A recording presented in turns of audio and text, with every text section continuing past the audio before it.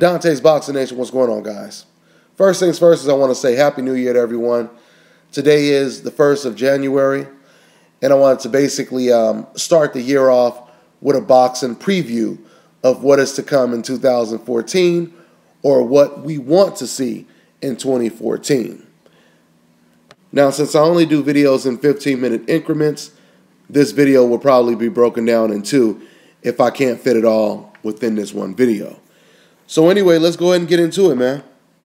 Obviously, what prompted me to do this video is, like I said, it's a new year, and 2013 and 2012 were two of the best years of boxing since I've been watching boxing, okay? So I believe that from this point on, it's just going to get better and better. There are just more and more fights to be made. Top Rank has a competitive roster of fighters, and so does Golden Boy. And speaking of Golden Boy, I want to start off talking about Canelo Alvarez and what he possibly has lined up for the new year. Now, and as was previously reported a couple months ago, I guess, Canelo Alvarez and Team Canelo, they basically announced that they were going to have 3 fights in 2014. Now, we all know that the best junior middleweight right now is Erislandy Lara. In my opinion, number 2 is Demetrius Andrade, and then number 3 falls Canelo Alvarez. And like I said, somewhere in that top 10, you have Carlos Molina, and you have a couple other fighters. Maybe Vanes Martirosyan is still somewhere at the bottom 10, somewhere. Now, since I'm talking about a whole lot of fighters in this video, let me try to make this Canelo segment as short as I can. Long story short, Canelo Alvarez, he needs to fight Erislandy Lara in 2014. He's already planning on fighting Angulo. That is a competitive fight. You know, Canelo, he still has flaws, and, you know, it'll be an interesting fight, but it does nothing for Canelo Alvarez's status. So hopefully he steps up. I mean, you know, Canelo has over 40 fights. He is already a former champion. There is no more excuses. Like Sergio Martinez, you know, perfectly said in his face-off against Julio Cesar Chavez Jr., once you become a champion, there are no more excuses. There is no such thing as you're not ready, etc., etc. Okay? So 2014, this is what we want to see when it comes to Canelo Alvarez. Step your game up. You either fight someone like an Andrade, the winner of Sergio Martinez against Miguel Cotto, or you fight the number 1 guy, which is Erislandy Lara. There is no reason for Canelo not to fight one of those guys in 2014. And let me just say one more thing on the topic when it comes to Miguel Cotto. You know, this may be a good thing for Canelo Alvarez because we all know that Canelo and Team Canelo, they have desperately wanted Miguel Cotto for so long. Now, if Miguel Cotto were to pull off an upset and beat Sergio Martinez, now that makes a Canelo versus Cotto fight even that much more significant. So like I said, so it's a good situation for Canelo because no matter who wins that fight, Canelo, he should be fighting the winner. All right, moving on. Let's talk about the heavyweights for the new year. Right now, we are in the process of a changing of the guards type situation. We have a new era of heavyweights coming up, and the Klitschko brothers, they're on their way out of the door right now. So the landscape of the heavyweight division is doing somewhat of a makeover, and it seems like the American heavyweights are coming back right now. You have a lot of good heavyweights out there, but the main 3 that I'm going to be keeping my eye on for the new year is Bryant Jennings, which I forgot to add his picture, Amir Mansour, and Andy Ruiz. Now, and I like Anthony Joshua as well, but I don't see him making any big moves in 2014. A little too early in the stages of his career right now. But anyway, you know, let me start with just saying something about Amir Mansour. Now, I have to make an admission. Before the Kelvin Price fight, I had never seen Amir Mansour fight. I had always seen him on boxing websites. I would always see his picture. Matter of fact, I think the same picture that I have right here, I would always see this picture on boxing websites and never really knew who the dude was. I wouldn't even read the article. I would just be like, who is this dude that looks like Cameron, right? But anyway, after watching him for the first time, I was really impressed. After I watched that fight, then I went back and I started watching his previous fights on YouTube and highlights, etc., etc. Now, when it comes to Amir Mansour, this man is the most explosive heavyweight there is today. More explosive than any fighter right now. You know, closest thing to Mike Tyson, very explosive, always going for the knockout, you know, heavy-handed with the right or the left, he can knock you out. And I want people to keep in mind, when I say, you know, someone reminds me of Mike Tyson or they have some similarities to Mike Tyson, don't ever get it twisted that I'm saying this dude is Mike Tyson. He's as good as Mike Tyson. No, I'm just saying he's the closest thing right now we have to Mike Tyson. So Amir is about 6'1" or 6'2". Like I said, he stays in shape, and he's a knockout artist. What was really impressive in the Kelvin Price fight is he was fighting a guy who was 6'7".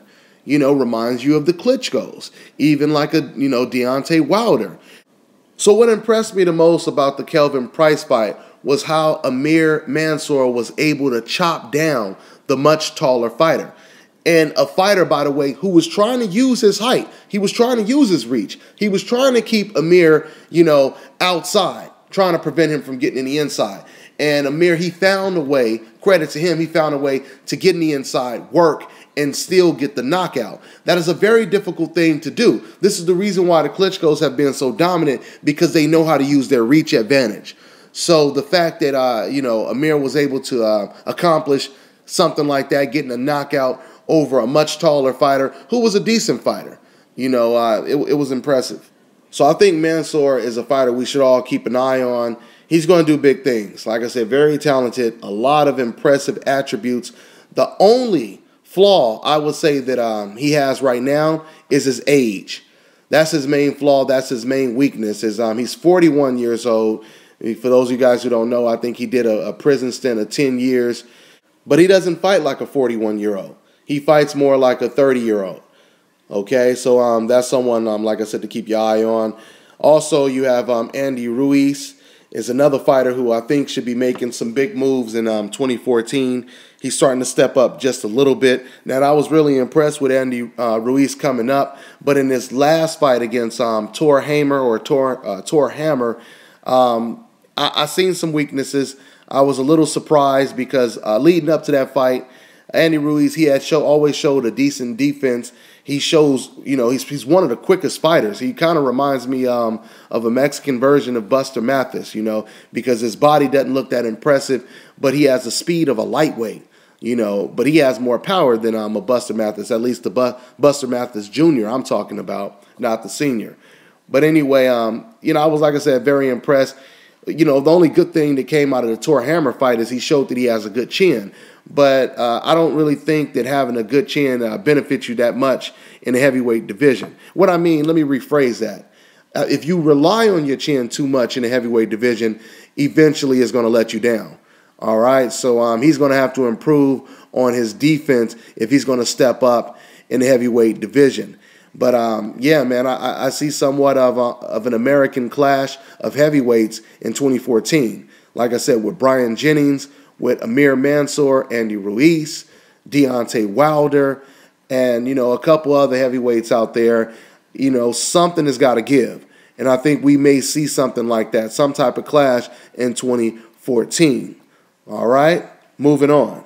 Now let's go ahead and talk a little bit about the future of the light heavyweight and the super middleweight division, because I think there's going to be some clashes in 2014.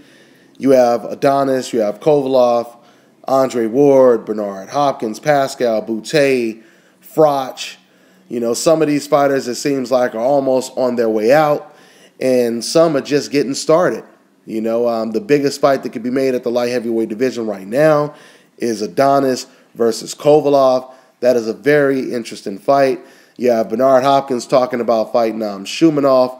You know, that's just another impressive win. If the old man, the alien Bernard Hopkins, could win another title against a pretty strong, young, undefeated champion, that would be pretty impressive. But like I said, I do want to see Adonis versus Kovalev. You know, I really wanted to see Kovalev get in there and step in there with another type of slick opponent just to kind of see how he would fare with a real, elite fighter before he got in the ring with Adonis. That would kind of give me more of an insight of who would win that fight. Right now, and I think it's somewhat of a 50-50 fight when it comes to Adonis and Kovalov. And like I said, you still have the super middleweight division.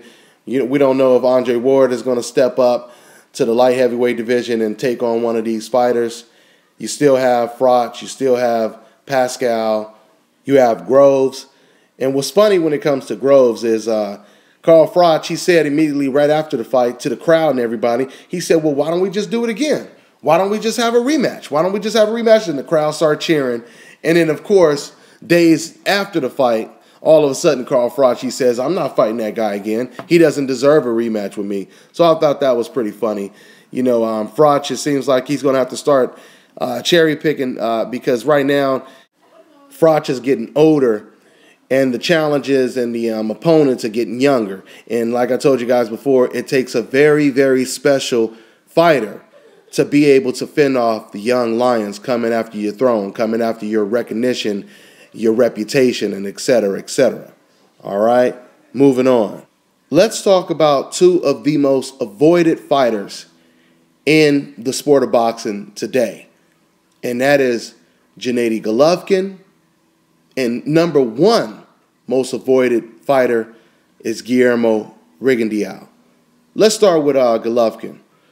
So what does the crystal ball have in store for Gennady Golovkin when it comes to the new year? Does he get Sergio Martinez finally?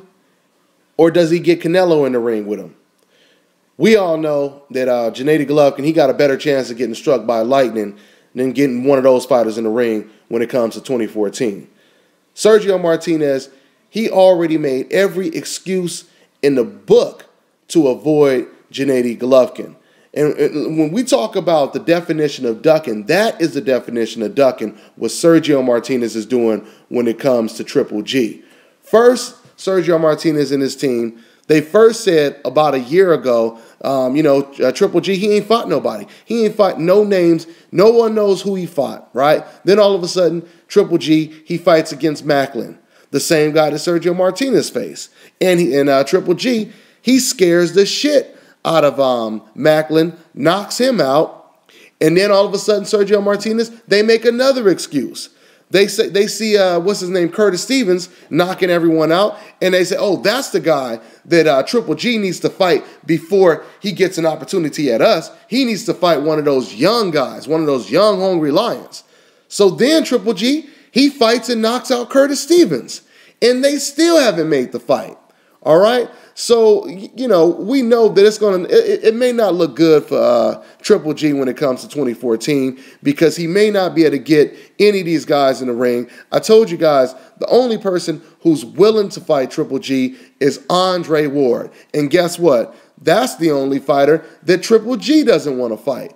Triple G, he just said in a recent interview that he said, not right now. We don't want to fight Andre Ward right now, which is an indirect praise to once again let you know how respected Andre Ward is by other boxers and the boxing community, why he is considered pound for pound number 2 in the world right now. So 2014 doesn't really look like a breakthrough year for Gennady Golovkin because not too many people want to get in the ring with him. He is a beast, and a lot of people, they know that. All right? Now, the other person who's the most avoided right now is Guillermo Rigondeaux. How does the new year look for Guillermo Rigo? Who is going to be willing to step up and take the challenge? Who's not going to be afraid?